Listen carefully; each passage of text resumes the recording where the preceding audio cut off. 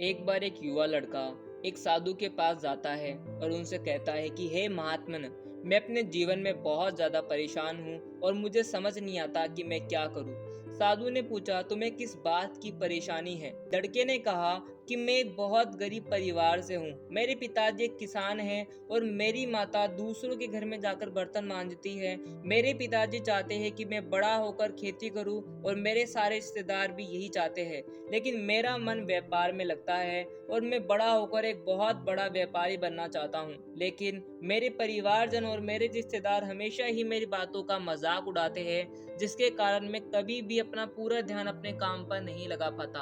अब आप ही मुझे बताइए कि मैं क्या करूँ। साधु थोड़ा सा मुस्कुराया और बोले कि मैं तुम्हारी परेशानी को समझ रहा हूँ और मैंने तुम्हारी परेशानी का एक उत्तर ढूंढ लिया है, लेकिन इसका जवाब मैं तुम्हें आज नहीं बल्कि कल दूंगा। लड़के ने कहा, ठीक है, मैं कल आपके पास आता हूँ। अगले दिन लड़का सुबह जल्दी ही साधु के आश्रम पर पहुंच जाता है और साधु के पास जाकर उन्हें प्रणाम करता है। साधु लड़के को देखकर थोड़ा सा मुस्कुराते हैं और एक हीरा दिखाते हैं जो दिखने में बहुत ज्यादा सुंदर और कीमती मालूम होता था। साधु ने लड़के से कहा कि मैं तुम्हारे सवाल का उत्तर दूंगा, लेकिन उससे पहले तुम्हें मेरा एक छोटा सा काम करना होगा।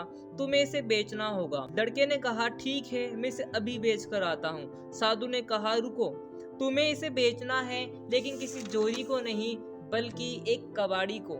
लड़के ने कहा, ठीक है, हीरा तो आखिर हीरा होता है, चाहे जोरी को बेचो या कबाड़ी को। लड़का उस हीरे को उठाता है और एक कबाड़ी वाले के पास जाता है और उसे वो हीरा दिखाता है। कबाड़ी उस हीरे को देखता है और कहता है, काफी अच्छा हीरा है, इसके बदले तुम्हें 100 रुपए दे सकता हूँ। लड़के ने कहा, क्या तुम सिर्फ इसके बदले 100 रुपए ही देना चाहते हो? ये बहुत ज्यादा कीमती है, इसमें बहुत ज्यादा कारीगरी की गई है, ये बहुत नायाब हीरा है, दुनिया में बहुत कम मिलता है।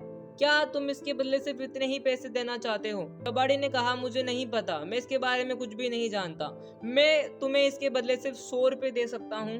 अगर तुम्हें देना हो तो दो, वरना तुम आगे जा सकते हो। लड़का वहां से दूसरे कबाड़ी वाले के पास जाता है, लेकिन वो कबाड़ी वाला भी इस हीरे की उचित कीमत पर इसको खरीदने को तैयार नहीं था। लड़का सारे दिन कबाड़ी वालों के पास घूमता रहता है, लेकिन कोई भी कबाड़ी उस हीरे को नहीं खरीदता। शाम को वो थक हार कर साधु के आश्रम पर पहुंचता है और बोलता है, हे महात्मन, मैं आज पूरे शहर में घूमा, आज सारे गाड़ी वालों से मैंने बात की, लेकिन कोई भी इसकी उचित कीमत पर इसको खरीदने को तैयार नहीं।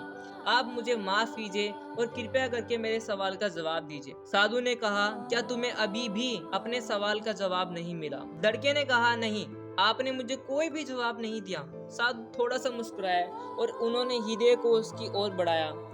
लड़के ने आश्चर्य से कहा, क्या मैं समझ नहीं पा रहा? साधु ने कहा, तुम बिल्कुल इस हीरे की तरह हो, जिसमें लाखों गुण हैं, जिसमें लाखों अच्छाइयाँ हैं, जो कठोर भी है, मजबूत भी है और जिसमें कुछ करने का जुनून है, लेकिन इसको ऐसी जगह पर बेचा जा रहा है जो इसकी वास्तविक कीमत को नहीं जानते। दोस्तों, हमारे जीवन में भी कई बार ऐसा होता है कि जब हम अपने समाज से हटकर कुछ सीखने या करने की कोशिश करते हैं, तो लोग इस पर हमारी क्वालिटीज को ना समझकर हमारा मजाक उड़ाते हैं।